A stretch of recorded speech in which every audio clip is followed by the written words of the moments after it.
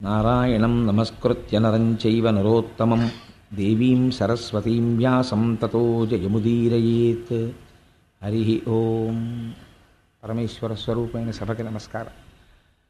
భగవంతుని యొక్క నిర్హేతుక కృపాకటాక్ష వీక్షణముల చేత మనం భాగవతం మీద జరుగుతున్నటువంటి ప్రసంగాల్లో నిన్నటి రోజు పరీక్షిన్ మహారాజు గారు శృంగి ఇచ్చినటువంటి శాపము చేత 7 రోజుల లోపల తనకు మరణమాసన్నమవుతోందని తెలుసుకున్నవాడై గంగానది ఒడ్డుకి చేరి ప్రాయోపవేశం చేసి శరీరము వదలడానికని నిర్ణయం చేసుకున్నాడు. అలా నిర్ణయం చేసుకున్నటువంటి పరీక్షిన్ మహారాజు గారిని చూడడం కోసమని వశిష్ఠ, విశ్వామిత్ర, గౌతమ మొదలై అగస్త్యుడు మొదలైనటువంటి గొప్ప గొప్ప ఋషులందరూ కూడా విచ్చేశారు. అదే సమయంలో మహానుభావుడైనటువంటి శుకబ్రహ్మ కూడా అక్కడికి విచ్చేశారు. విచ్చేసి శుకబ్రహ్మ రావడం ఎందుకంత గొప్పతనం అంటే, ఒక సమస్య ఏర్పడడం గొప్పతనం కాదు. కలియుగ ప్రవేశం జరిగితే దానికి పరీక్షిన్ మహారాజు గారు ఒక్కడే కాదు దానివల్ల ప్రభావితుడైనవాడు. కలియుగంలో ఉన్నటువంటి మనం అందరం కూడా కలిచేత బాధింపబడుతున్న వాళ్ళని. కాబట్టి ఇప్పుడు కలిబాధ నుంచి తప్పుకోవడానికి మార్గం ఏదైనా ఉంటుందా, ఇది చెప్పేవాడు ఎవరైనా ఉండాలి. కలి వస్తే ఎలా ఉంటుంది, ఇన్ని బాధలు పెడతాడు, ఇవన్నీ అసలు యథార్థంగా ఎలా ఉంటుందంటే, గోంగూర పప్పు అన్నం తింటున్న వాడి దగ్గరికి వెళ్ళి గోంగూర పప్పు తింటే ఎలా ఉంటుందో చెప్పినట్టు ఉంటుంది. కలి బాధలు మనకి తెలియనివి పడుతున్నవే కదా. కొత్తగా కలి పురుషుడు ప్రవేశిస్తే ఇలా ఉంటుందండి అంటే బహుశా ఈ బాధలన్నీ దానివల్ల అని తెలుస్తుందేమో తప్ప, కడుపు నొప్పితో ఉన్నవాడికి కడుపు నొప్పి ఎందుకు వచ్చింది అంటే, మీ కడుపులో చిన్న పుండు వేసిందండి దానివల్ల వస్తోంది నొప్పి అంటే, ఏమిటి దానివల్ల ప్రయోజనం, అంతకుముందు నొప్పి ఉంది ఇప్పుడు నొప్పి ఉంది కాబట్టి పుండు ఉందని తెలిసిందంతే. అలా బాధలు ఎందుకు వస్తున్నాయి అంటే, ప్రధానంగా అంటే ఈ యుగంలో మనస్సు ఎందుకు ఈశ్వరుడి దగ్గర ఉండట్లేదు అంటే, కలి యొక్క ప్రభావం ఎక్కువగా ఉండడం చేత. అది చెప్పడం పెద్ద విషయం కాదు. కానీ కలి ప్రవేశము జరిగిన తరువాత మనకి ఈశ్వరుని యొక్క పాదముల యందు విస్మృతి లేని భక్తిని పొందడానికి కావలసినటువంటి మార్గములు కానీ, లేదా కలియుగ ప్రవేశము తర్వాత కలి ప్రభావం మన మీద ప్రసరించకుండా ఉండడం కోసమని మనం చెయ్యవలసినటువంటి ప్రయత్నాన్నైనా చెప్పగలిగినటువంటి సమర్థుడు ఒకడు రావాలి. అటువంటి సమర్థుడు వచ్చాడు. ఆయన శుకుడు. ఆ శుకబ్రహ్మ మహానుభావుడు వచ్చి కూర్చుని పరీక్షిన్ మహారాజు గారితో మాట్లాడడం ప్రారంభం చేశాడు. శుకమహర్షిని చూసి అర్ఘ్యపాద్యాదులు ఇచ్చి కూర్చోబెట్టారు. మీరు ఇక్కడ ఒక విషయాన్ని కొంచెం అంటే, నేను తరచూ విశ్లేషణ చేయడానికి ఒక కారణం ఉంది. ఇది అలా చెప్పడం ఒక పురాణ విషయంగా దాన్ని చెప్పడం నాకంత పెద్ద ఆసక్తి అనిపించదు. ఎందుచేత అంటే, నేను పురాణంలో ఎలా ఉందో అలా యథాతథంగా పరీక్షిన్ మహారాజు గారు ప్రాయోపవేశం చేశారు, శుకమహర్షి వచ్చారు, ఆయన్ని చూసి చాలా సంతోషించారు. నేను చచ్చిపోయే ముందు నువ్వు వచ్చావు, చాలా సంతోషమయ్యా, అందుకని నీ కాళ్ళు కడుక్కో, చేతులు కడుక్కో, నీళ్ళు ఇచ్చాడు, కాసి నీళ్లు తాగు, నీళ్ళు ఇచ్చాడు, నమస్కారం పెట్టాడు, సాష్టాంగం చేశాడు. ఇవి చెప్పాను అనుకోండి, ఏమిటి అందులో గొప్పతనం ఉంది నాకు చెప్పండి. ఉంది ఒక గొప్పతనం. ఏమిటంటే, ఎవరికైనా మృత్యువాసన్నమైపోయింది అని చెప్పారనుకోండి, అయ్యా మీరు ఇంకో 2 రోజుల్లో వెళ్ళిపోతారు, లేకపోతే 3 రోజుల్లో వెళ్ళిపోతారు అని చెప్పారనుకోండి. చెప్తే అప్పుడు ఎవరైనా, ఏమండి కొంచెం మంచి విషయాలు చెప్దామని వచ్చాం, మీకు భాగవతం చెప్దామని వచ్చామండి, లేకపోతే ఆ రామాయణంలో అరణ్యకాండలో ఒక విషయం తెలుసుకుందాం మేము, అది చెప్దామని వచ్చామండి అన్నారు అనుకోండి. నేను ఇలా అన్నానని మీరు అనుకోవద్దు. సాధారణంగా మనిషి ప్రవృత్తి ఎలా ఉంటుందంటే, బాబు ఇప్పుడు ఎందుకండి, అందుకే మన వాళ్ళు ఒక మోట సామెత ఒకటి చెప్తూ ఉంటారు, ఒక ముతక సామెత, చచ్చేవేళ సంధ్యమంత్రం అని. అప్పుడు ఎవడు దాని గురించి, రామాయణం గురించి, భాగవతం గురించి విందామని అనుకుంటాడు సామాన్యమైనటువంటి వ్యక్తి. అప్పుడు ఎవరికైనా ఎలా ఉంటుందంటే, ఆ ఉన్న 2 రోజులు భార్యా బిడ్డల్ని చూసుకోవాలని. అందుకే కదా మనకి ఒక సంప్రదాయం ఏర్పడిపోయింది. డాక్టర్ గారు ఈయన వెళ్ళిపోతాడండి అని చెప్పరు. ఎలా చెప్తారంటే, దగ్గర వాళ్ళు ఎవరైనా ఉంటే, ముఖ్యమైన వాళ్ళు ఉంటే టెలిగ్రామ్ కొట్టడమో ఫోన్ చేయడమో చేసి పిలిపించేసుకోండి అని చెప్తారు. అంటే దాని ఉద్దేశం ఏంటంటే, ఇంక ఈయన వెళ్ళిపోతాడు, చిట్ట చివరి చూపు దక్కుతుందని. అందులో మనం దోషం పట్టవలసిన తప్పేం లేదు. ఇంచేత అంటే, లోకము యొక్క పోకడని బట్టి వాళ్ళు చెప్తారు. అలాగా చెప్తే అయిన వాళ్ళందరూ వస్తారు, ఒకసారి ఇంటెన్సివ్ కేర్ యూనిట్ అద్దం దగ్గర నుంచి చూస్తారు, వెళ్ళిపోతారు. వాడికి టెన్షన్ మరీ ఎక్కువైపోతుంది లోపల ఉన్న వాడికి. ఎప్పుడూ రాని వాళ్ళందరూ వచ్చి అద్దం దగ్గర నించున్నారంటే ఏమిటి దాని అర్థాంతకు ముందు వాడికి అనుభవం లేదేమిటి. సో మనం వెళ్ళిపోయే టైం అయిపోతుందన్నమాట అని వాడికి భయం ఎక్కువైపోతుంది. ఎన్ని అటెన్ వేసినా బీపీ రీడింగ్ మాత్రం పెరిగిపోతూనే ఉంటుంది. అది వేరే విషయం అనుకోండి. కానీ ఇక్కడ పరీక్షిన్ మహారాజు గారు ఒక గొప్ప విషయం చేశాడు. పరమధార్మికుడు అని ఎందుకు చెప్పవలసి వచ్చిందంటే, శుకమహర్షి వస్తే ఎవ్వరూ వెయ్యనటువంటి ప్రశ్న ఒకటి వేశాడు. ఈ ప్రశ్న వేస్తే శుకుడు ఏమనాలంటే, ఓ నవ్వు నవ్వి గొప్ప ప్రశ్న అడిగావులేవా, ఇదేం చల్లుతుంది ఏమిటనాలి. వాళ్ళిద్దరు అలా మాట్లాడుకోలేదు, అది విచిత్రం. పరీక్షణ్ మహారాజు గారు అన్నారు, 7 రోజులలో నాకు మరణము ఖాయమన్న విషయము నాకు తెలిసిపోయినది. నేను పాము చేత కరవబడతానని శృంగి శపించాడు. శృంగి నన్ను శపించాడని నేను ఎంత మాత్రమో ఖేదపట్టలేదు. కానీ నేను దేనికి బాధపడుతున్నానంటే, పరమధార్మికులైనటువంటి పాండవుల వంశంలో జన్మించినటువంటి వాడై తపస్సు చేసుకుంటున్నటువంటి బ్రాహ్మీమూర్తి అయ్యున్నటువంటి ఒక మహర్షి యొక్క మెడలో మృత సర్పమును వేశాను. నేను చేయరాని పని చేశాను అని నేను బాధపడుతున్నాను. ఎంత గొప్ప మాట చెప్పాడో చూడండి పరీక్షిత్. ఉరగాధీశులకు మేనొప్పింతు. నేను శృంగి నన్ను ఎలా శపించాడో అలాగే ఈ శరీరాన్ని తీసుకెళ్ళి ఆ పాముకి అప్పజెప్పేస్తాను. మీరు ఆ మాటలు కొంచెం జాగ్రత్తగా వినాలి. వృగాధీశ విషానలంబునకు మేనొప్పింతు, శంకింపను, ఈశ్వర నిర్ణయము మారదు. ఈ శరీరాన్ని తీసుకెళ్ళి వృగాధీశ విషానలంబునకు, పాములకన్నింటికీ కూడా అధిపతి అయిన వాడు ఎవరున్నాడో అటువంటి ఉత్కృష్టమైనటువంటి పాము యొక్క విషానికి ఈ శరీరాన్ని అప్పచెప్పేస్తాను. నేను ఆ పాము రాకుండా ఏం చేద్దాం, ఆ పాముని పట్టే వాళ్ళని ఎవరినన్నా చూడండి, లేకపోతే పాము రాకుండా చుట్టూ అగ్నిజ్వాలలు పెట్టండి, కాపలా కాయండి, ఇంకా సెక్యూరిటీ బీఫప్ చేసేయండి అని నేను ఎప్పుడు అనను. నేను అనేది ఐ యాక్సెప్ట్ ది డెత్. అది అందులో ఉన్న స్టేట్మెంట్. నేను మరణమును అంగీకరించుచున్నాను.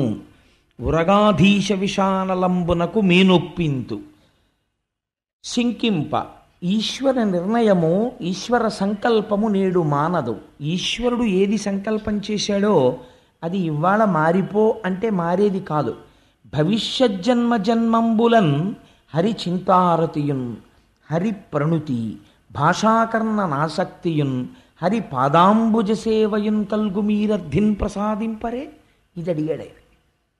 అక్కడికి ఎందరో ఋషులు వచ్చారు. వాళ్ళని ఆయన అడిగిన విషయం ఏమడిగాడంటే, నేను వృగాధీశ విషానలంబునకు మేనొప్పింతు శంకింప, ఈశ్వర సంకల్పము నేడు మానదు. ఈశ్వరుడు ఏమి సంకల్పం చేశాడో ఆ సంకల్పం జరుగుతుంది. ఈ మాట చెప్పడానికండి ఇలా పద్యం రాయాలన్నా, వ్యాసుడి హృదయాన్ని అర్థం చేసుకొని యథాతథంగా తెలుగులో ఇలాంటి మాటలు పడాలన్నా రామచంద్రమూర్తి అనుగ్రహం ఉంది కాబట్టి పడ్డాయి. సాధారణంగా మృత్యు వచ్చేస్తోంది అంటే ఒక రోగం కారణం చెప్తాం. ఆ రోగానికి కారణం ఏం చెప్తాం అంటే, మీరు అలా ఉండకుండా ఉండాల్సిందండి, మీరు అలా చేయకుండా ఉండాల్సింది, మీరు అశ్రద్ధ చేసేసారు, మీరు అక్కడికి వెడితే బాగుండేది, మీరు ఇక్కడికి వెడితే బాగుండేది అంటాడు. తప్పించి మరణము ఆసన్నం అయిపోతోంది, దానికి ఒక కారణము చూపించాలి కాబట్టి ఒక వ్యాధి కనపడుతోంది కాబట్టి 1,000,000 మంది వైద్యులు కూడి వచ్చిన కాని మరణమయ్యడి వ్యాధి మాన్పలేరు. ఈ శరీరం వెళ్ళిపోవడానికి మూట సర్దేసుకుంటోంది కాబట్టి ఇది ఈశ్వర సంకల్పము. కాబట్టి శరీరమును డొల్ల చెయ్యడానికి ఈశ్వరుడు రోగమును పంపించాడు. కాబట్టి ఇది వెళ్ళిపోవడానికి సిద్ధపడిపోతోంది. నేను దీన్ని వెళ్ళిపోవడానికి అంగీకరిస్తున్నాను. ఈశ్వరుడు యొక్క సంకల్పము మారదు, ఇది వెళ్ళిపోతుంది అన్న మాట ఎన్ని కోట్ల మందిలో ఏ ఒక్కడంటాడో నాకు చెప్పండి. పరీక్షిత్ అంటున్నాడు ఇవాళ, వృగాధీశ విషానలంబునకు మేనొప్పింతు శంకింప, ఈశ్వర సంకల్పము నేడు మానదు. కానీ ఆయన అడుగుతున్నది ఏమిటంటే, నేను చచ్చిపోకుండా చూడండి అని నేను ఎవరిని అడగను, నన్ను రక్షించమని నేను అడగను. పోని ఏమంటే ఆ శాపం ఇచ్చాడు కదా, ఆ శృంగి కాళ్ళు అట్టుకుంటే పోనీ ఆ శాపం ఏమైనా వెనక్కి తీసుకుంటాడా, లేకపోతే దీన్ని ఇంకొక రకంగా మార్చే అవకాశం ఉంటుందా, లేకపోతే దీనికన్నా పైకోర్టు లాంటిది ఏమైనా ఉంటుందా, అక్కడికి వెడితే ఏమైనా కొంచెం మార్పు చేస్తారా, నేను ఎలాగో అలా బతికేస్తే సరిపోతుందా, ఇంత తప్పు చేసినా నేను బతికేస్తే చాలండి. ఈ చౌకబారు మాటలు పరీక్షిత్ మాట్లాడటం లేదు. ఆయన మాటల్లో ఎంత ధృతి ఉందో మీరు చూడండి. ఆ ఒక్క పద్యం పరీక్షిత్ యొక్క హృదయమును, పరీక్షిత్ యొక్క సంస్కారాన్ని ఆవిష్కరిస్తుంది.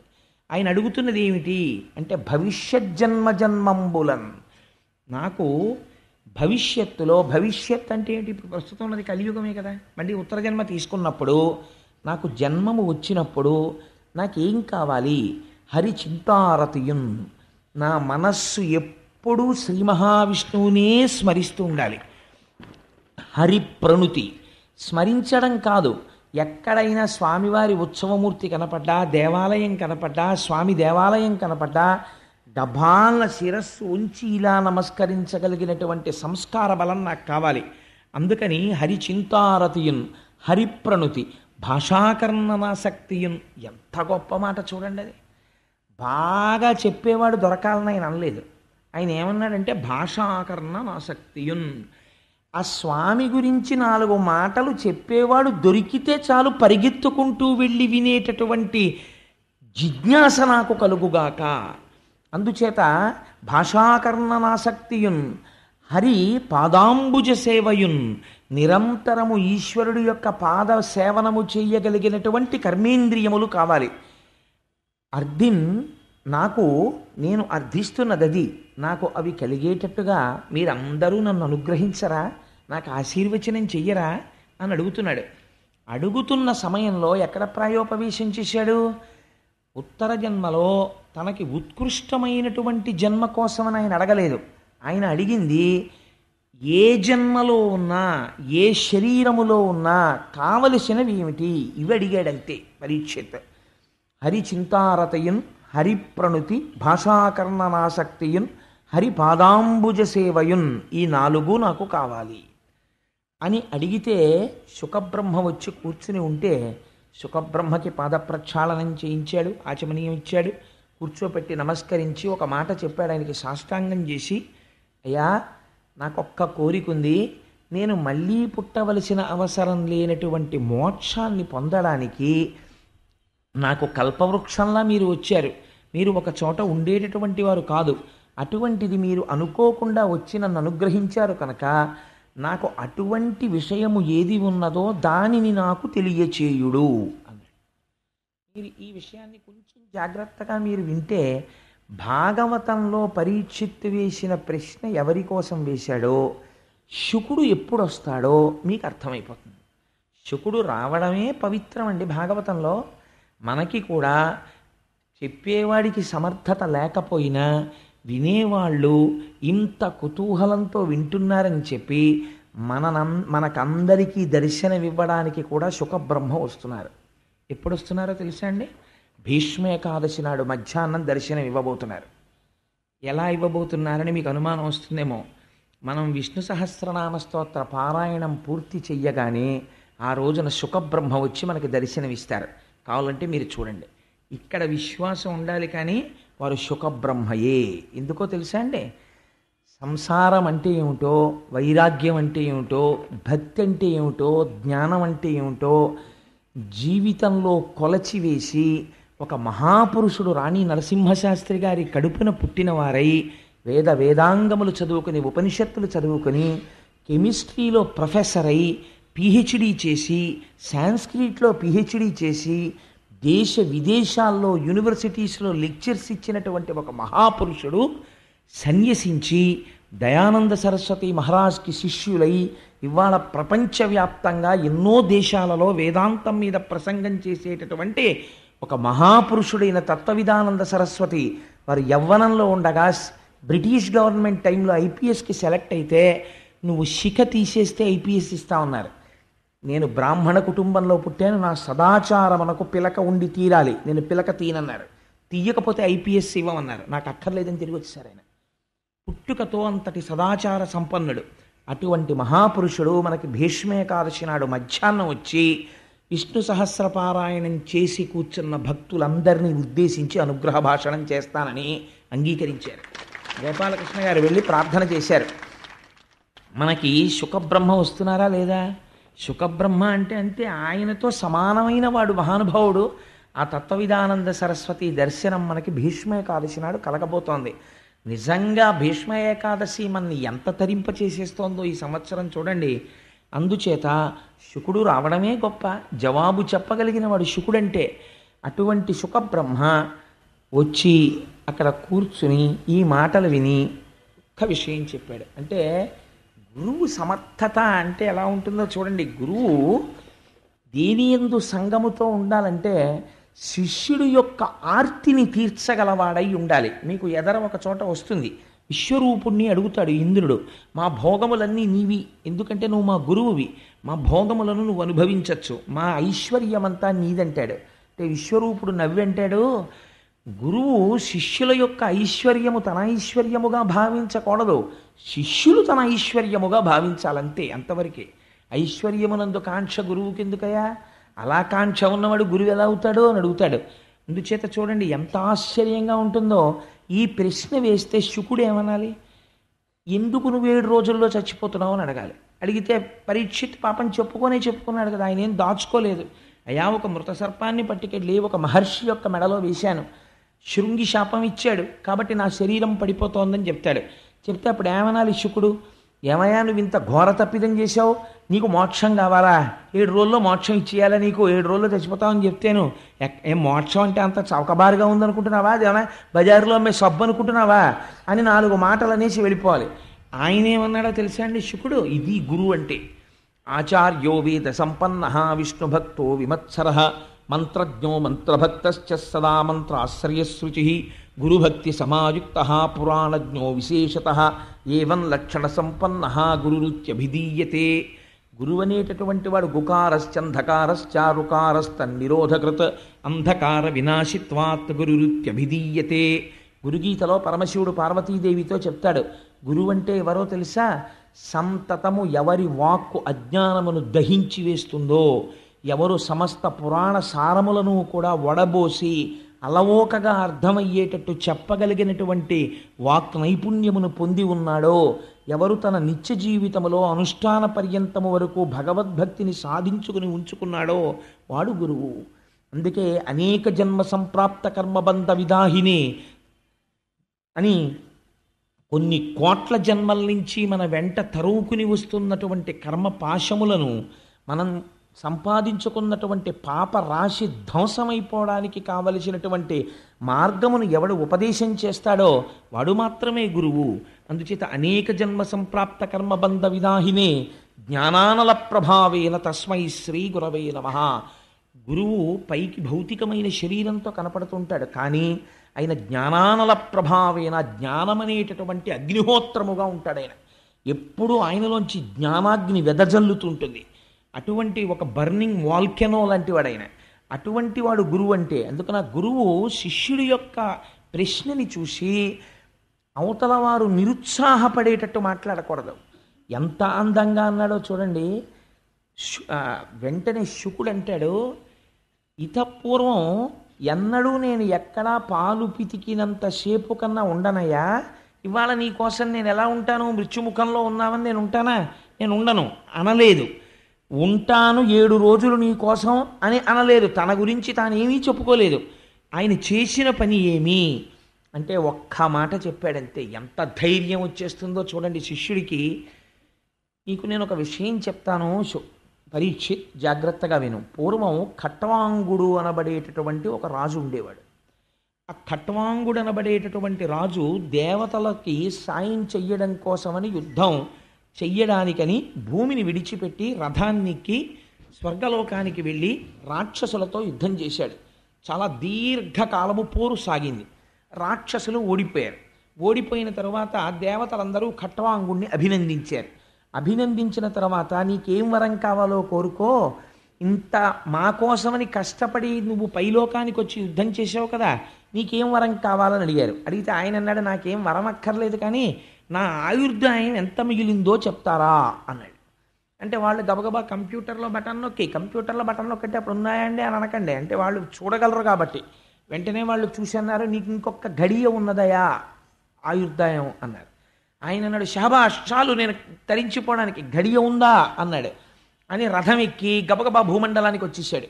వచ్చేసి అంతఃపురంలోకి వెళ్ళిపోయి ఈ మాట చెప్పేసి ధ్యానమగ్నుడై ఈశ్వరుణ్ణి ధ్యానం చేస్తూ కూర్చొని శరీరాన్ని విడిచిపెట్టేసి మోక్షాన్ని చేరుకున్నాడు.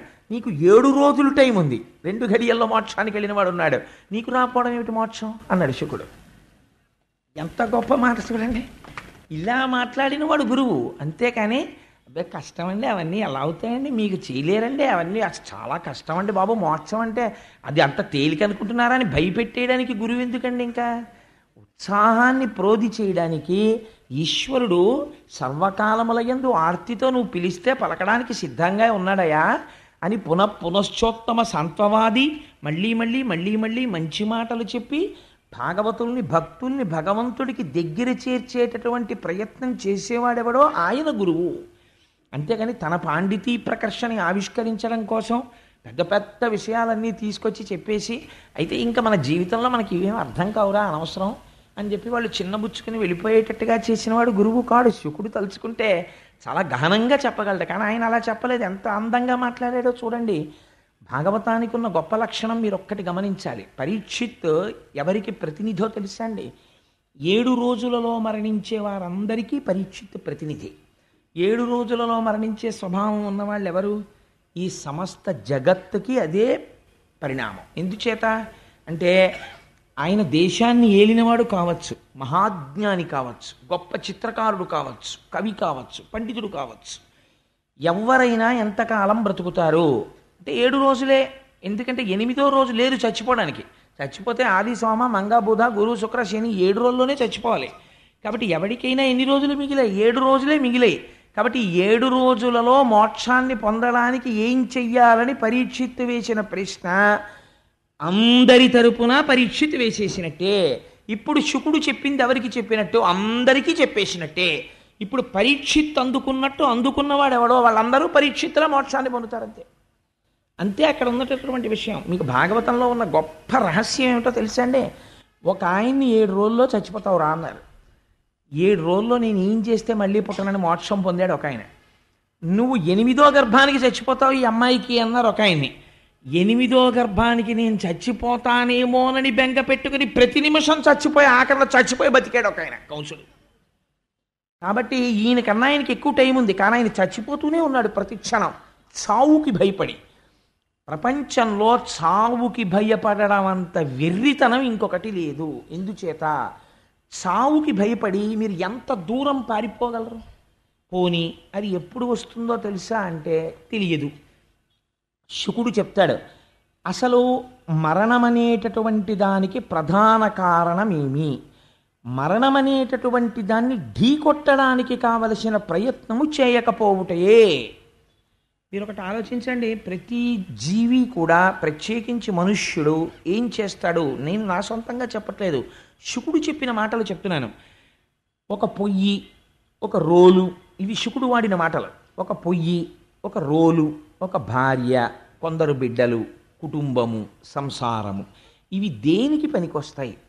అంటే తన జీవనయాత్ర సాగించుకోవడానికి పనికొస్తాయి. ఎందుకనంటే రొయ్యి పోలు ఆ రోలు పొయ్యి అని ఎందుకు వాడాడంటే బహుశా ఆ రోజుల్లో ధాన్యం తెచ్చుకుని దంచుకుని ఉడికించుకునేవారు కాబట్టి. ఇవి 2 దేహయాత్ర సాగించడానికి. కాబట్టి ఇప్పుడు రెండోది ఏమిటి? ఒక భార్య, కొంతమంది బిడ్డలు. ఇంకా ఈ నిరంతరము దేని గురించి ఆలోచన చేస్తాడో శరీరము యొక్క పటుత్వము సన్నగిల్లిపోతూ ఉంటుంది, శరీరము ముడతలు పడిపోతూ ఉంటుంది. తన తర్వాత తరం వచ్చేసింది, కొడుకు పెద్దవాడైపోయాడు, ఇప్పుడు ఆయన పనులు ఆయన చూసుకోగలడు. ఈయనకన్నా సమర్థవంతంగా ఆయన చూడగలడు. ఈయన తాళం తీసి తాళం చెవులు ఎక్కడెట్టాడో తెలియదు.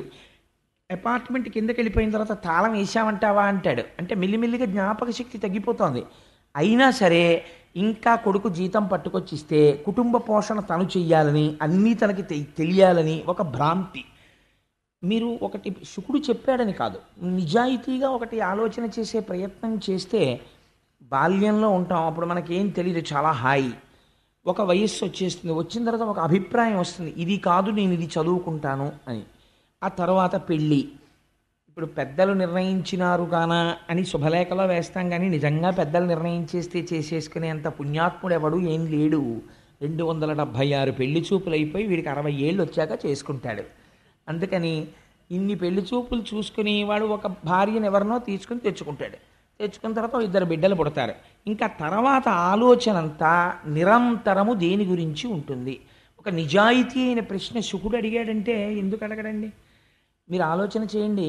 మనకి ఉన్నటువంటి చాలా గొప్ప లక్షణం ఏంటంటే పూజ గది అని ఒక గది ఉంటుంది మనకి చాలా పెద్ద రిలీఫ్ ఎక్కడొస్తుందంటే పొద్దున్న ఒక్క 10 నిమిషాలు అందులో కూర్చుంటే చాలు, ఇంకా దాని గొడవ మళ్ళీ మర్నాటి వరకు లేదు. మిగిలిన వాటితో ఇలా ఉండదు. అన్నం తిన్నాడు అనుకోండి, మళ్ళీ ఎవరో జంతికలు ఎట్టుకొచ్చారనుకోండి, 4 ముక్కలు ఇలా పడే అంటాడు. అదేంటి తిన్నాను కదా అన్నం ఇప్పుడు ఎందుకు 3 గంటలకు పెడుతూ కానీలే అనడు. లేకపోతే ఎవరో మినపసున్ను అట్టుకొచ్చారనుకోండి, అవి ఎంత బాగా చేశారు అనండి మినపసున్ను అన్నారనుకోండి, ఏదో మినపసున్ను పెట్టు అంటాడు. ఇప్పుడు ఎందుకు రాత్రి భోజనంలో వేయి అనలేడు. ఇంద్రియములకు లొంగుతాడు. ఏది పోతన గారి భాగవతం బట్రా ఖాళీగా ఉందని ఇంకోసారి చదువుకుంటాను అధ్యాయం అనలేడు. చదివేశాను కదండి అదంతాను అంటాడు. లేకపోతే సుందరకాండ చెప్తున్నారండి అన్నారనుకోండి, ఆయనకి ఏం పనండి బాబా, అస్తమానం సుందరకాండ చెప్తాడు, ఇప్పటికి ఎన్ని మాటలు చెప్పాడో ఎన్ని మాటలు విన్నామో, సుందరకాండ అంతా నాకు వచ్చండి, సుందరకాండకి నేను ఇది ఏంటంటాడు. విశ్వనాథ సత్యనారాయణ గారు రామాయణ కల్పవృక్షంలో దెప్పి పొడిచాడు. తిన్నా అన్నం తింటం లేదా, చేసిన సంసారం చెయ్యట్లేదా, చదివిన రామాయణం చదవడానికి నీకు వచ్చిన తెగులు ఏమిటని అడిగాడు ఆయన. అందుకని మనకి భగవత్ సంబంధమైన విషయం దగ్గరికి వచ్చేటప్పటికి ఒక విముఖత, పూజామందిరంతో ఉండేటటువంటి సంబంధం అన్నిటికన్నా బాగా ఎక్కడ తగ్గిపోతుందో తెలుసా అండి? వృద్ధాప్యంలోనే. ఎందుకంటే చెప్పడానికి ఒక సాకు ఒకటి దొరుకుతుంది. మోకాళ్ళ నొప్పులు కదండి, వెళ్ళినా కూర్చోలేని కోడలు దీపం పెడుతుంది అంటాడు. మరి పోనీ విష్ణు సహస్రం చదువుతారా అండి అంటే, నాకు నోటికి రాదండి, చదువుదాం అంటే ఇప్పుడు ఏంటంటే విశ్వం విష్ణు వశత్కారం అంటానా కళ్ళమ్మ నీళ్ళు వచ్చేస్తాయి, కనపడదు. టీవీకి చూడడానికి కనపడుతుంది, అదే విచిత్రం. ఒకవేళ దగ్గర నుంచి వినపడకపోతే దూరం నుంచి కూర్చొని చూస్తాడు. డాక్టర్ గారి దగ్గర కూడా ఏం చెప్తాడంటే, టీవీ కనపడటం లేదు డాక్టర్ గారు సరిగ్గాను అంటాడు, విష్ణు సహస్రం కనపడటం లేదండి అని చెప్పడం. అందుకని ఏమైపోతుందంటే భ్రాంతికి లోనైపోయి జీవితాన్ని గడిపేస్తాడంటే. ఒక గహనమైన వేదాంత విషయం చెప్పేటప్పుడు కొద్దిగా అది మీకు లైటర్ వెయిన్లో చెప్తే బాగుంటుందని నేను జోడించాను తప్ప నా ఉద్దేశ్యం భాగవతాన్ని ఒక జోకులమయం చేయడం నా ఉద్దేశ్యం కాదు. అందుకని ఇలా జీవితం గడిచి వెళ్ళిపోతున్నది. నీ దృష్టికోణమునందు ఎప్పుడైనా ఒక మార్పు వచ్చినదా?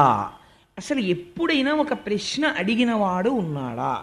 నేను ఎక్కడి నుంచి వచ్చాను ఈ లోకంలోకి? కొంతకాలం ఉన్నాను, ఈశ్వరానుగ్రహం, అకాల మృత్యువేం రాలేదు, మనవల వరకు వచ్చేసాను, ఇంకా సమయమా అయిపోతోంది కాబట్టి తెలిసిపోతోంది, వెళ్ళిపోవడం తథ్యం. చాలామంది వెళ్ళిపోయారు, మా నాన్నగారు వెళ్ళిపోయారు, మా నాన్నగారికి తద్దినం పెడుతున్నాను, మా అమ్మగారు వెళ్ళిపోయారు, మా అమ్మగారికి తద్దినం పెడుతున్నాను, మా అక్కయ్య ఒకటి వెళ్ళిపోయింది, మా అక్కయ్యకి ప్రతి సంవత్సరం నేను స్మరించి నమస్కారం చేస్తున్నాను. కాబట్టి ఇవాళో రేపో లేదా 10 ఏళ్ల తర్వాతో 20 ఏళ్ల తర్వాతో ఎప్పుడో ఒకప్పుడు ఇది వెళ్ళిపోవడం ఖాయం. కాబట్టి ఇది కూడా వెళ్ళిపోతుంది. కాబట్టి ఏదో సంసారంలోకి వచ్చిన తర్వాత ఓ కొడుకు పుట్టినప్పుడు వాడి పేరు మీద ఏదో డిపాజిట్ మొదలెట్టాను, పిల్ల పెళ్లికనో డిపాజిట్ మొదలెట్టాను, కాస్త యుక్త వయస్సు వచ్చిన తర్వాత మంచి సంబంధాలు దొరికితే బాగుండని ఆ దృష్టికోణంలో కనపడ్డ వాళ్ళందరినీ విచారణ చేసేవాడిని. పైకి చెప్పకపోయినా ఫలానా వాళ్ళ అమ్మాయి అంటే ఆ అమ్మాయి మన కోళ్ళు అయితే ఎలా ఉంటుందే అని ఆలోచించేవాడిని, లేకపోతే మన అమ్మాయి వాళ్ళింటి కోళ్ళు అయితే ఎలా ఉంటుందే అని ఆలోచించేవాడిని. అవన్నీ అయిపోయాయి. ఇప్పుడు ఇంకా మిగిలింది ఏమిటి? మనవలు కూడా పుట్టేశారు, వాళ్ళ సంసారాలు వాళ్ళు చేసుకుంటున్నారు. నాకంటూ ఇంకా ఏమైనా ఉందా? దృష్టికోణం మార్చుకోవలసింది. నేను చెయ్యవలసినది ఏదైనా ఉన్నదా?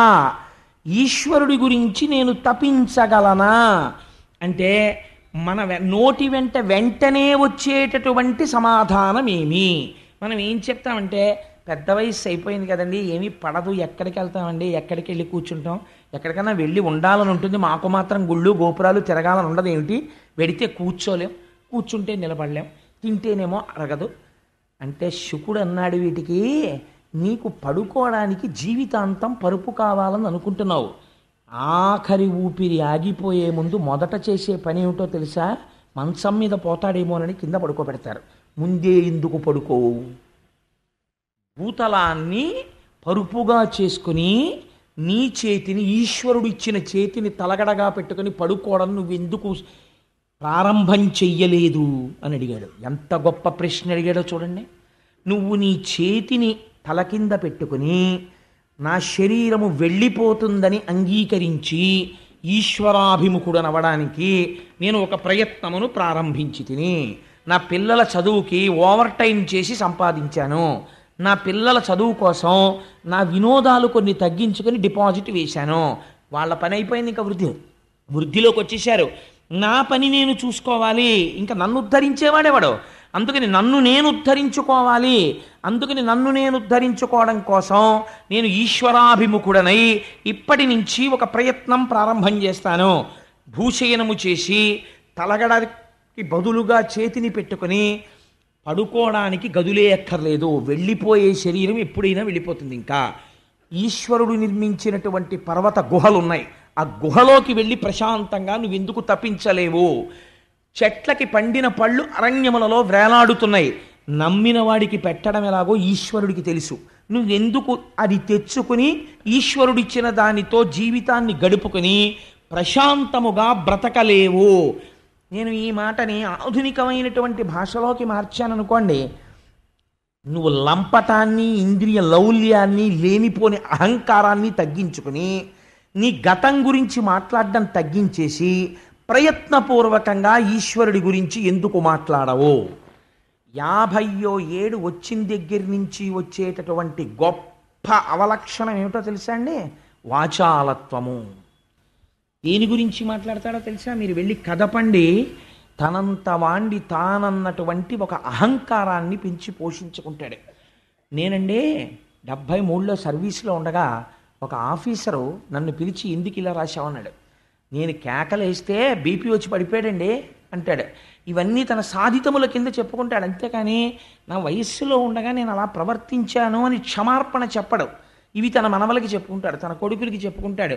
ఈఎక్స్ అని బోర్డు ముందు పెట్టి, లేకపోతే బ్రాకెట్లో ఆర్ఈటీడీ అని పెట్టుకుని ఎప్పుడో చేసి వదిలేసిన ఉద్యోగం ఒకటి బోర్డు మీద పెట్టి, ఇంకా ఏదో లేనిపోయినటువంటి ఆభిజాత్యాలన్నీ తెచ్చి ఒంటికి పెట్టి ఇంకా సుఖంగా ఇంకా సుఖంగా ఇంకా సుఖంగా దీన్ని ఉంచుదామని అనుకుంటాడు.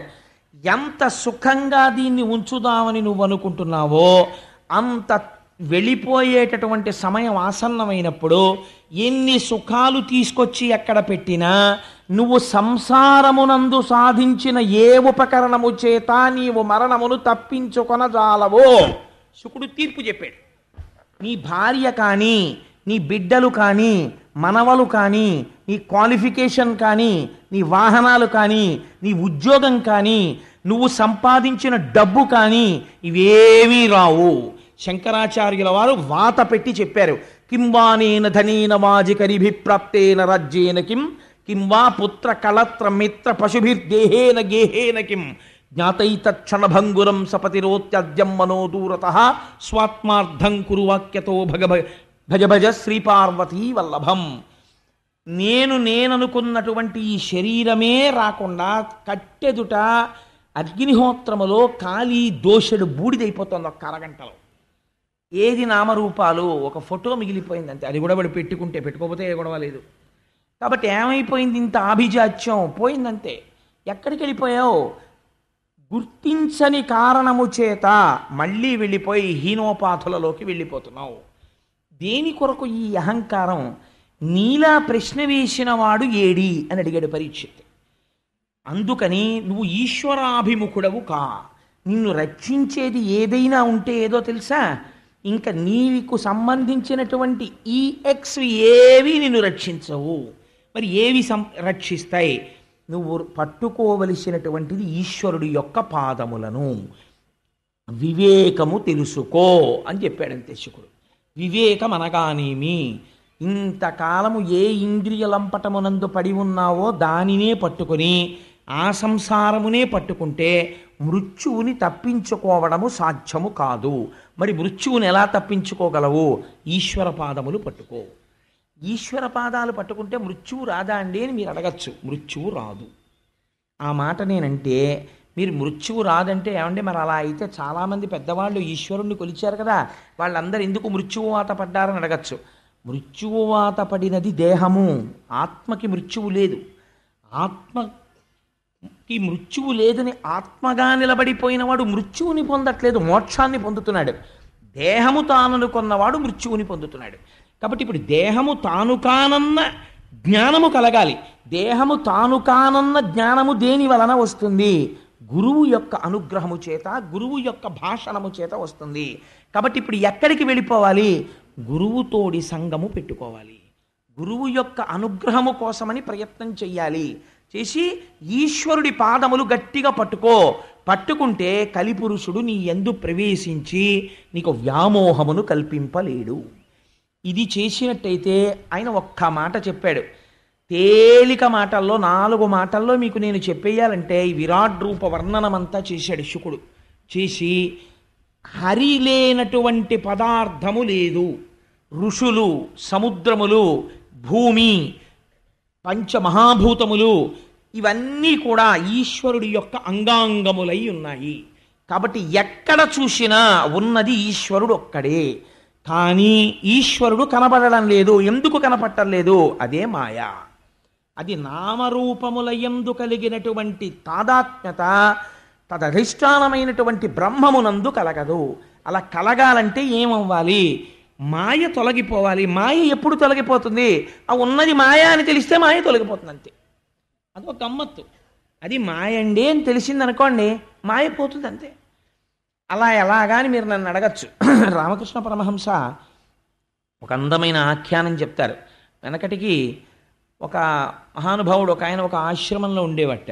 ఆయనకి ఒక రోజున ఎందుకో ఉన్నది ఒక్కడే ఒక్క శిష్యుడు. ఆ శిష్యుడు కాస్త ఎక్కడికో వెళ్ళాడు ఊరు. అయ్యా మళ్ళీ వస్తానండి, వారం రోజులు ఏదో ఇంట్లో ముఖ్యమైన పని ఉందని వెళ్ళిపోయాడు.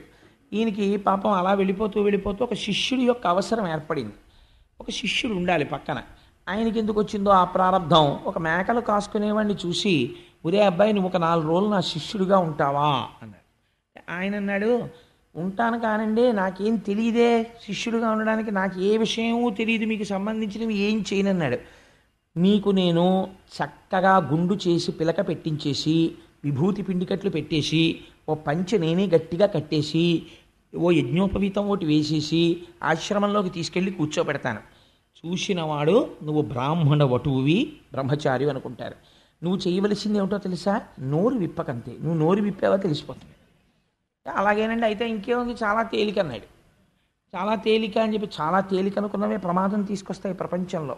వెనకటికి నటన రాని వాడు ధృతరాష్ట్రుడి పాత్ర ఒప్పుకున్నాడు. ఎందుకంటే అలాగో కళ్ళు మూసుకోవడమే కదా, స్టేజ్ ఫీర్ ఉండదని. కళ్ళు మూసుకు కూర్చున్న తర్వాత నిద్ర పట్టేసింది. ఇప్పుడేమో పాపం 10 మాటలు చెప్పు ధృతరాష్ట్ర, నువ్వు చెప్పు అంటాడు. ఆయన ఏం చెప్తాడు? నిద్రపోయినవాడు. అందుని తేలిక అనుకున్నవి కొంప ముంచేస్తాయి ఒక్కొక్కసారి. అందుకని నోరు విప్పకుండా కూర్చోవడమే కదా అని చెప్పి నోరు విప్పకుండా కూర్చోడానికి ఒప్పుకున్నాడు ఆయన. కూర్చుంటే వీళ్ళ ప్రారంధం కొద్దీ ఆ ఆశ్రమానికి ఇంకొక అతిథి వచ్చాడు. వచ్చి ఆయన అక్కడ కూర్చుని కమండలం మర్చిపోయి ఈ పిల్లాన్ని పిలిచి వీరే కమండలం పట్టరా అన్నాడు. ఎవరికి కమండలం అంటే ఏమిటో తెలియదు పాపం. వాడు విచిత్రంగా చూస్తున్నాడు. మరి నీకేరా చెప్తున్నది, ఆ కమండలం పట్టరారా అన్నాడు. అంటే వాడు మళ్ళీ బాబోయ్ ఇదేంటి నన్ను అడుగుతున్నాడు, నాకు కమండలం అంటే తెలియదు, నాకు తెలియదు అందావా, నోరు విప్పద్దని చెప్పాడు ఆయన, ఎలాగని చూస్తున్నాడు. ఆయన 4-5 మాటలు అడిగి ఎరా కమండలం తేరా అంటే నాకు నువ్వు కానీ మేకలు కాసుకునేవాడు ఏంటిరా అన్నాడు. అనగానే లేచి పారిపోయాడు. ఎందుకు పారిపోయాడు అంటే మేకలు కాసుకునేవాడే అని తెలియగానే వాడు పారిపోయాడు. ఇది మాయా అని గురుముఖంగా తెలియగానే మాయ తొలగిపోతుంది. మమ మాయా దురచ్చయ, అప్పటి వరకు అది తొలగదు. దానికి ఈశ్వరానుగ్రహము తోడైతే తొలగుతుంది. తొలగితే ఏమవుతుంది? లోపల ఉన్న ఆత్మ భాసిస్తుంది. చంద్రుడు ఒక సరోవరంలో ప్రతిబింబిస్తూ ఉంటాడు చీకట్లో. అలలు కదులుతుంటాయి. మెల్లిగా కదులుతున్న అలలకి చంద్రబింబం కూడా కదులుతున్నట్లుగా అనిపిస్తుంది. నిజంగా చంద్రబింబం కదిలిందా? కదలలేదు. అసలు చంద్రబింబం అలాగే ఉంది. నీరు కదలిక వల్ల ప్రతిబింబం కదిలినట్లు మీకు కనపడుతోంది. కదిలినది నీరు తప్ప కదిలినది ప్రతిబింబము కాదు. అలాగే అజ్ఞానము చేత తాదాత్మ్యమును పొంది ఈ దేహము తానన్న భీతి ఎక్కువై ఆ భీతియే మృత్యువు. కాదు నేను ఎప్పుడూ ఉండే ఆత్మని, అది తెలుసుకుంటోంది, అది తెలుసుకుంటున్నది నేను, అది ఎప్పుడూ ఉంటుంది, దానికి మృత్యువు లేదు. ఇది పడిపోతున్నప్పుడు కూడా ఇది పడిపోతోందని అది సాక్షిగా తెలుసుకుంటుంది. ఇది పడిపోయాక కూడా బయటకు వచ్చి ఆహా ఇది పడిపోయిందని నా ఫోటో నేను చూసుకున్నట్టు అది దీన్ని చూస్తుంది. అది నేనైనప్పుడు ఈ పడిపోయేదాంతో నాకేం సంబంధం? అది పడిపోతుంది, అది సహజం, దానికి మృత్యువు, నాకు మృత్యువు లేదు అని అంగీకరించగలిగి అలా నిలబడగలిగితే మాయ తొలగినది. కానీ అది నేను చెప్పేసినంత తేలికని మీరు అనుకుంటున్నారేమో, అదంత తేలిక, అది వెంటనే పట్టేసుకుంటుంది. కాబట్టి అలా స్థిరముగా నిలబడడానికి ఏది మార్గమో, మరి ఎలా నిలబడుతుందండి అది అంటే ఆయన ఒక మాట చెప్పాడు, హరిమయము విశ్వమంతయు. ఈశ్వరుడి కోసం నువ్వు ఎక్కడ తిరగక్కర్లేదు పరీక్షిత్. అసలు ఉన్నది శ్రీహరి ఒక్కడే, అది తప్ప ఇంకొకటి లేదు. హరిమయము విశ్వమంతయు, హరి విశ్వమయుండు. ఎంత గొప్ప మాట వేసేసారో చూడండి. విశ్వము హరి, హరి విశ్వము, ఇంకొక పదార్థం ఏం లేదు, ఉన్నది ఒకటే రెండుగా అలా ఇలా కనపడుతోంది. శుకుడు ఒక ఉపమానం కూడా చెప్పాడు. ఇలా చూసినప్పుడు నా ఎదురుగుండా కూర్చున్న తల్లి ఒక్కరు కనపడతారు. నేను నా గుడ్డుని ఒక వేలుతో ఇలా పొడిచాను అనుకోండి, నా ఎదురుగుండా కూర్చున్న ఆవిడ 2 కింద కనపడతారు. నా వేలితో గుడ్డుని ఇలా పొడవడం వల్ల నా ఎదురుగుండా ఉన్న వ్యక్తి రెండుగా కనపడినట్టు అజ్ఞానము చేత లోకములో ఈశ్వరుడు లోకము ఇంకా ఇంకా ఇంకా ఇంకా అలా కనపడుతున్నాయి. కానీ జ్ఞాననేత్రము చేత చూస్తే ఉన్నదొక్కటే. కాబట్టి హరిమయము విశ్వమంతయు, హరి విశ్వమయుండు, సందేహింప పని లేదు. హరిమయము కాని ద్రవ్యము పరమాణువు లేదు వంశ పావన వింటే. నువ్వు కానీ సక్రమంగా వినదలుచుకుంటే హరిమయము కానటువంటి పదార్థము ఈ ప్రపంచమునందు లేదు. ఇది తెలుసుకుని సమస్తం ఈశ్వరమయం జగత్ అని నువ్వు అంగీకరించి అంతటా బ్రహ్మమును చూసి ఉన్నది బ్రహ్మమే, ఇది పడిపోతుంది, ఇది పంచభూతములు, బ్రహ్మాండములో ఉన్న పంచభూతములలోంచే పిండాండములోని పంచభూతములు, తన్మాత్రలు, ఇంద్రియములు ఇవన్నీ వచ్చాయి. ఇదంతా ఈశ్వరుడి యొక్క నిర్హేతుకమైన ఒక లీల అని నువ్వు అంగీకరించగలిగితే నీకు ఉత్తర క్షణమే మోక్షము అని బోధ చేసి అసలు ఈ ప్రపంచ ఆ భక్తి నిలబడడానికి ఒక మాట చెప్పాడు ఆయన. ఈ భక్తి నువ్వు నీ అంత నువ్వుగా నేను భక్తిగా ఉంటాను, నేను భక్తిగా ఉంటాను, నేను భక్తిగా ఉంటానంటే భక్తిగా ఉండడం కుదరదు. అమరేంద్రాదులు కొల్చు భంగి అయ్యబ్జాక్షు సేవించగా విమల జ్ఞానము భక్తి, విమల జ్ఞానము ముక్తి వైరాగ్యమునొసగున్ తత్కమలాధీసు కథా సుధారస నదీ కల్లోల మాలా పరిభ్రమమెవ్వానికినైన కర్ణయుగళీ పర్వంబు కాకుండునే అని అడిగాడు శుకుడు. నేను ఒక్క మాట చెప్తాను పరీక్షిత్, నువ్వు చెయ్యవలసింది ఏమిటో తెలుసా? ఈశ్వరుడు యందు పూనిక కలగాలి. ఆ పూనిక ఎలా కలుగుతుంది? నువ్వు ఇంట్లో కూర్చుని భగవంతుడి మీద భక్తి కావాలి, భగవంతుడి మీద భక్తి కావాలంటే రాదు. ఎలా వస్తుంది? అమరేంద్రాదులు కొల్చు భంగి అయ్యబ్జాక్షు సేవింపగా ఆ ఈశ్వరుడికి ముందు నువ్వు అసలు ఇలా నమస్కారం మొదలెడితే ఆయన నీకు దారి చూపిస్తాడు. ఏమిటో తెలుసా దారి? ఆ మహానుభావుని యొక్క కథా సుధారస నదీ కల్లోల మాలా పరిభ్రమమెవ్వానికినైన కర్ణయుగళీ పర్వంబు కాకుండునే భగవంతుని యొక్క కథలు వినడం అనేటటువంటి స్థితికి తీసుకొని వెడతాడు. కాబట్టి కొన్ని కోట్ల కోట్ల కోట్ల జన్మల వరకు అసలు భాగవతం వేపుకు కానీ భగవత్ కథ వేపుకి కానీ వెళ్ళలేడు. వెళ్ళాడు అంటే వాడి జీవితంలో ఒక గొప్ప మార్పు ప్రారంభమైనది. ఎందుకని? అది విసుగులేనిది, ఆశాంతము రక్షణనీయగలిగినది. మలాపరిభ్రమమెవ్వానికినైన కర్ణయుగళీ పర్వంబు కాకుండునే. ఎవ్వరికైనా సరే భగవంతుని యొక్క కథలనేటటువంటివి కర్ణపేయంగా ఎంతో సంతోషంగా ఉంటాయి. ఆ భగవంతుని యొక్క కథలను వినడము నువ్వు ప్రారంభిస్తే భక్తి కలుగుతుంది. భక్తితో వాడు సర్వేశ్వరుడు, వాడంతటా ఉన్నాడు, ఇక్కడ ఉన్నాడు, చేయిస్తున్నవాడు వాడు, చూస్తున్నవాడు వాడు అన్న భావన నీకు కలిగిన నాడు నీకు తెలియకుండా భక్తిలో ఒక విచిత్రం ఏర్పడుతుంది. ఏమిటో తెలుసా అండి? ఏదో పూజ గదిలోకి వెళ్ళి ఒక పావుగంటో అరగంటో కూర్చుని పూజ చెయ్యడం కాదు. ఒక పాత్ర ఈ చేత్తో పట్టుకుని ఒక పాత్ర నిండా నూనె తీసుకుని ఈ పాత్రని ఇలా వంపితే ఇందులోంచి సన్నటి తైలధార ఈ పాత్రలోకి పడుతుంటే ఎలా పడుతుందో అలా కొంతకాలానికి ఏమైపోతుందంటే పానీయంబులు త్రాగుచున్ కుడుచుచున్ భాషించుచున్ హాసలీలా నిద్రాదులు చేయుచున్ తిరుగుచున్ సంతత శ్రీనారాయణ పాద పద్మజుగళీ చింతామృతాస్వాద సంధానుండై మరచన్ అన్నట్లుగా పడుకుంటాడు. పడుకుంటూ పడుకుంటూ ఈశ్వర ఏం ఆశ్చర్యమయ్యా, ఇంత అలిసిపోయిన నా శరీరాన్ని పరుపు మీద పెట్టానంతే. కానీ ఇప్పుడు నిద్ర ఎవరిస్తారు? నువ్విస్తావు. ఎలా ఇస్తావు నాకే తెలియదు. ఎప్పుడు నిద్ర పడుతుందో పడుకుంటాను, అది వచ్చి ఆవరిస్తుందంతే. నేను నిద్రాకాలిక సుఖమును పొందుతాను. అదేమన్నా ఆపరేషన్ చేసినట్టు బాధగా ఉంటుందా? హాయిగా ఉంటుంది. ఎంత ఔదార్యమయ్యనిది. నేను పడుకుని నిద్రపోతే తెల్లవారేటప్పటికి నువ్వేం చేస్తావు? నా ఇంద్రియాలకన్నింటికీ మళ్ళీ బలం ఇచ్చేస్తావు. మళ్ళీ కళ్ళు సంతోషంగా చూస్తాయి, మళ్ళీ ముక్కు వాసన చూస్తుంది, ఆనందంగా నిద్రలేస్తాను. నిద్ర లేవగానే తెల్లవారుతోందని చెప్పి ఈశ్వరుడి ముఖం చూసి ఒక నమస్కారం చేసి భగవంతుడి గురించి జ్ఞాపకం తెచ్చుకొని ఓ సుప్రభాతం చేసుకుంటూ, ఇప్పుడు వెంకటాచలం అలా ఉంటుంది, శ్రీశైలంలో అలా ఉంటుంది, ఇప్పుడేమో ప్రాతస్మరామి గణనాథ మనాథ బంధుం సింధూరపూర పరిశోభిత గంట యుగ్మం ఉద్దండ విఘ్న పరిఖండ నచండ దండ మా ఖండలారి సురనాయక బృందవంద్యం అని చదువుతూ ఢమరుకలు మోగిస్తుంటారని ఆలోచన చేస్తూ స్నానం చేస్తాడు. అక్కడికి వెళ్ళి కూర్చుంటాడు. ఏదో చదవబోతాడు, ఏదో జ్ఞాపకానికి వస్తుంది, ఏదో ఆలోచిస్తూ ఉంటాడు. ఏది భగవంతుడి గురించే అయిపోతుంది. భోజనం దగ్గరికి వస్తాడు, ఏం ఆశ్చర్యం, ఎక్కడ పండిన గింజలో నా ఇంటికి తెచ్చాడు, అగ్నిహోత్రము తానయ్యాడు, తాను ఉడికించాడు, ఇక్కడికి తెచ్చాడు, నేను ఇలా నోట్లో పెట్టుకుంటే రుచి రూపంలో సుఖాన్ని ఇస్తాడు, కడుపులోకి వెళ్ళాక జీర్ణం చేస్తాడు. ఏం ఆశ్చర్యం రా నిజంగా. ఇంత పిసరు మలము పైకొస్తే నేనే భరించలేనంత దుర్వాసన. అటువంటి మలము నా శరీరంలో ఉండగా 9 రంధ్రములున్నటువంటి శరీరంలో 2 కళ్ళు, 2 ముక్కులు, 2 చెవులు, నోరు 7, మలద్వారం 8, మూత్రద్వారము 9 రంధ్రములున్న బుడగలోంచి దుర్వాసన రాకుండా శాసనం చేస్తున్నాడు. ఇంట్లో ఒక్క వెలగపండు ఉంటే వాసన వచ్చేస్తుంది, లోపల ఇన్ని మలమూత్రాలుంటే ఇంత వాసన పైకి రాకుండా కాపాడుతున్నాడు. ఏం ఆశ్చర్యమయ్యా ఈశ్వర, ఏమిటయ్యా నీ లీల, నిజంగా ఎంత ఉపకారం చేస్తున్నావయ్యా అంటాడు. ఇప్పుడు మీరు చెప్పండి, ఈ భక్తికి ఒక నియమము, ఒక సమయము అవసరమా? స్వప్నమునందు కూడా, కలలో కూడా ఇదే ఏదో ఆలోచిస్తుంటాడు. ఎందుకని అలవాటైపోయింది ఆ మనస్సుకి. ఆ మనస్సు ఎక్కడ చేరింది? భాగవతానికి ఉన్న రహస్యం ఇదే. మనస్సుకుండేటటువంటి చాలా గొప్ప బలము, చాలా గొప్ప బలహీనత ఒక్కటే గుర్తుపెట్టుకోండి. అది తెలుసుకోకుండా భాగవతం వింటే అసలు అర్థం లేదు. మనస్సుకున్న చాలా గొప్ప బలం ఏమిటో తెలుసా అండి? అదే బలహీనత కూడా.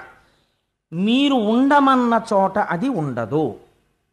మీరు మనస్సుని తీసుకెళ్ళి, రేపు సత్యనారాయణ స్వామి వారి వ్రతం చేస్తాం కదా, సుబ్రహ్మణ్య శర్మ గారు ఎలా చదువుతారో మీరు చూద్దరు, కానీ ఒక్కొక్క గ్రహాన్ని పిలుస్తారు, ఎలా పిలుస్తారో. మనం నిజంగా దృష్టి పెట్టి వింటూ ఉంటే ఆ ఆభరణాలు, ఆ దుస్తులు, ఆ రథం, వాళ్ళు ఎక్కొస్తూ ఉంటారు. నిన్ననే ఆ లోపల సుబ్రహ్మణ్య శర్మ గారు మల్లాది చంద్రశేఖర శాస్త్రి గారు ఉటంకిస్తూ ఓ మాట అనుకున్నాం. మీరు పెట్టే అక్షతాగ్రహం, వక్కాగ్రహం, డబ్బాగ్రహం, శబ్దశక్తికి వస్తారు దేవతలు, వచ్చి కూర్చుంటారు అక్కడ. అంత జాగ్రత్తగా నడవాలి ఆ కార్యక్రమం. అందుకని పాపం గోపాలకృష్ణ గారు నిన్న రాత్రి కూడా కూర్చుని అది అంత అందంగా జరగాలని దాని గురించి పెద్ద ఎక్సర్సైజ్. ఎందుకని అంత అందంగా చెయ్యాలి కార్యక్రమం రేపు భీష్మే కాల్చినాడని. సరే, ఇంతకీ ఆ విషయం నేను ఎందుకు చెప్పానంటే, మీ శ్రద్ధ, ఆ శ్రద్ధ చేత ఏమవుతుంది, స్వప్నమునందు కూడా దాని యందే మనస్సు తగులుకొని ఉంటుంది. అనుషంగికముగా ఇతర వ్యాపారములు నడుస్తుంటాయి, కానీ లోపల మాత్రం ఎప్పుడు దాని యందే నిలబడిపోయి ఉండిపోతాడు. ఇది ఎలా ఉంటుంది అంటే, రమణ మహర్షి ఒక గొప్ప ఉదాహరణ చెప్తారు. ఆడవాళ్ళు నీటి కడవలు తల మీద పెట్టుకుని నడిచి వెళ్ళిపోతూ ఉంటారు. నడిచి వెళ్ళిపోతున్నప్పుడు ఒకళ్ళతో ఒకళ్ళు మాట్లాడుకుంటూ వెళ్ళిపోతూ ఉంటారు. కానీ కాలు దేని మీదైనా ఒక రాతి మీద పడింది అనుకోండి అని ఇలా కాలు పట్టుకోరు, అని కుండ పట్టుకుంటారు. తల మీద ఉన్న కుండని రక్షించుకోవడం దృష్టి ఉంటుంది. మాట్లాడుకుంటూ, నవ్వుకుంటూ, మాటలు చెప్పుకుంటూ వెళ్ళిపోతుంటారు. ఇవన్నీ జరుగుతున్నా దృష్టి తల మీద ఉన్న కుండ మీద ఉన్నట్టు భక్తి పరిణతి చెందితే నువ్వు ఏ పనిలో ఉన్నా నీ మనస్సు ఈశ్వర పాదముల దగ్గర ఉంటుంది. స్థితికి చేరగలుగుతాడు. ఎక్కడ ప్రారంభం? ఈశ్వర కథ వినడంతో ప్రారంభం. ఇప్పుడు మనస్సు ఏమైంది? ఒక బలహీనత ఉన్నది. ఏమిటా బలహీనత? నువ్వు ఈశ్వరుడి దగ్గర ఉండదు, వెళ్ళిపోతుంది ఇంకో చోట. ఇప్పుడు వెళ్ళిపోయే మనస్సే బలం.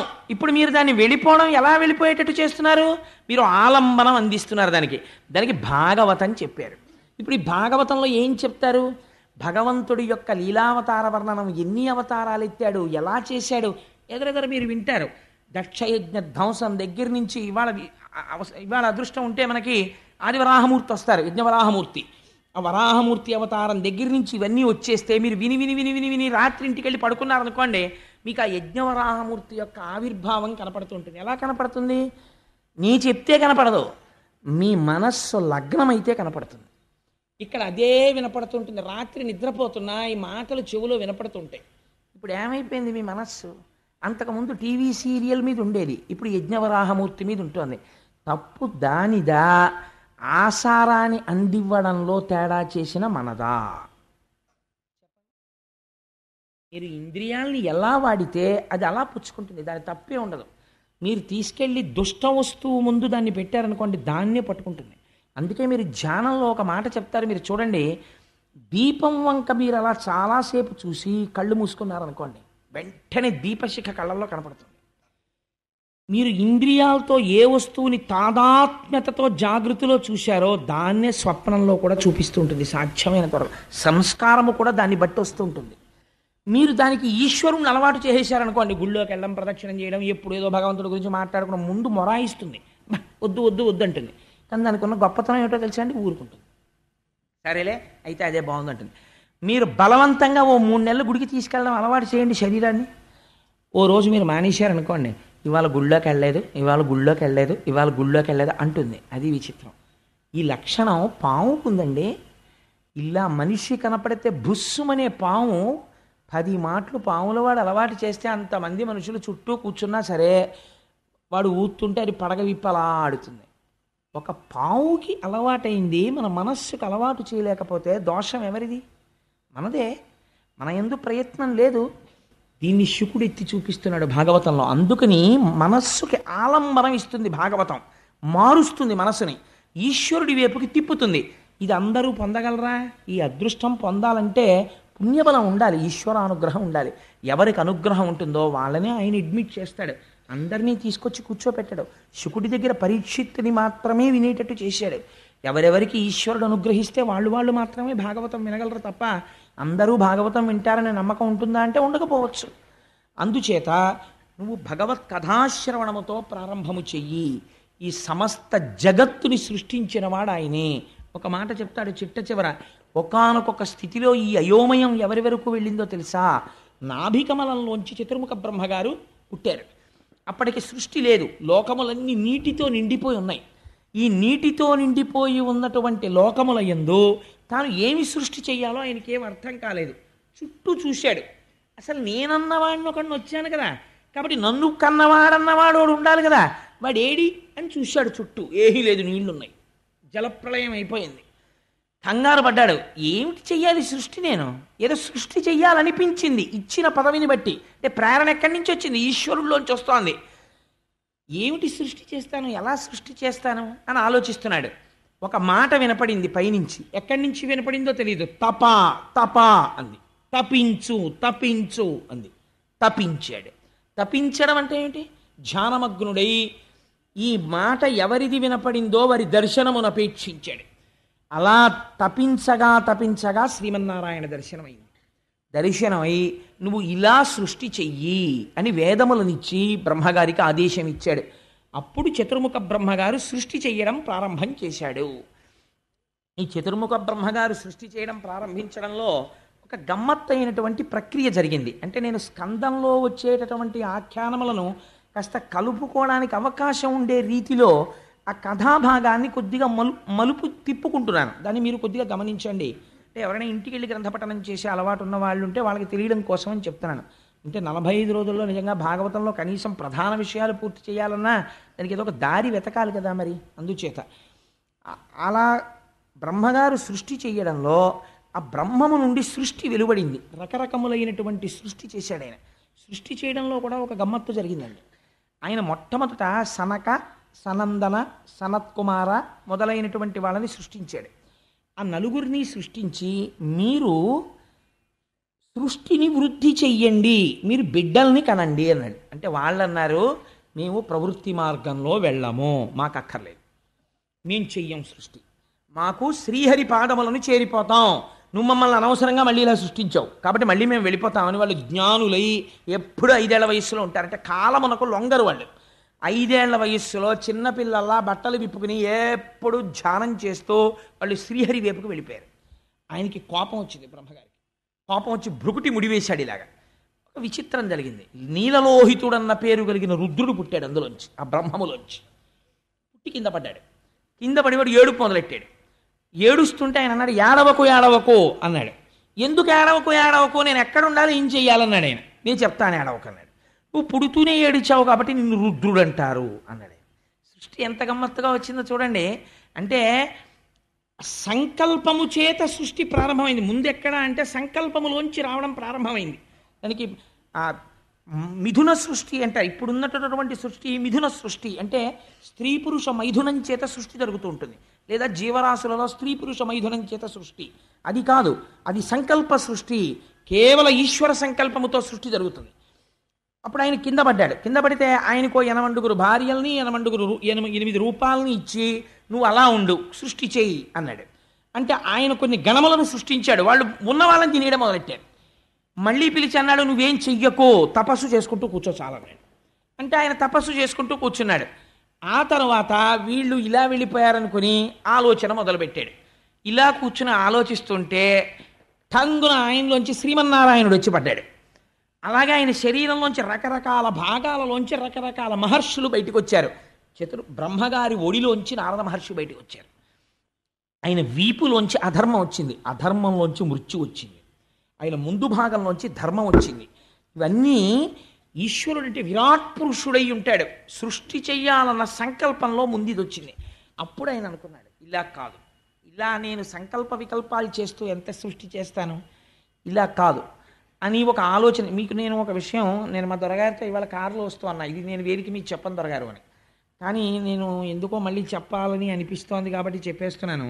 దీన్ని మీరు మరో రకంగా భావించకండి. దాని లోపల ఉండే అంతరార్థం చాలా విశేషంగా ఉంటుంది. అంటే ఒక్కొక్కసారి సృష్టి చేసేవారి యందు కూడా మోహము కలుగుతుంది.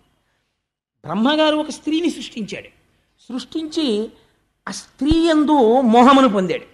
పొందితే ఋషులు చెప్పారు, అదేమిటి నువ్వు సృష్టించిన స్త్రీ యందు నీకు మోహం ఏమిటన్నారు.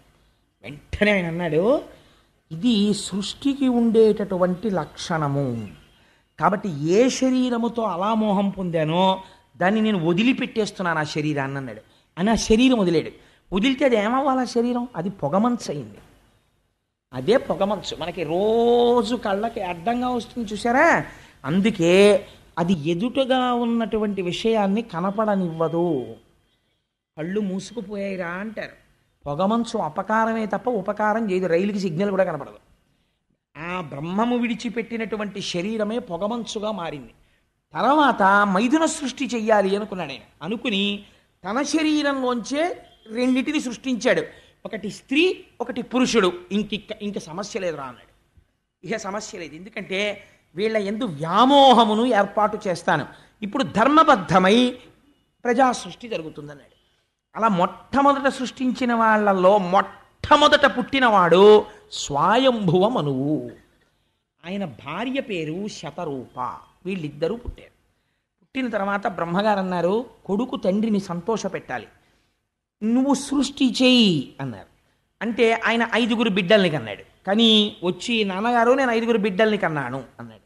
ఎవరు వాళ్ళు అని అడిగాడు. అడిగితే ఒకడి పేరు ప్రియవ్రతుడు, ఒకడి పేరు ఉత్తానపాదుడు, ఒక ఆవిడ పేరు అకూతి, ఒక ఆవిడ పేరు ప్రసూతి, ఒక ఆవిడ పేరు దేవహూతి అని 3 స్త్రీలు 2 మగపిల్లలు, 5 పిల్లల్ని కన్నానన్నాడు. ఇప్పుడు ఏం చెయ్యను అన్నాడు.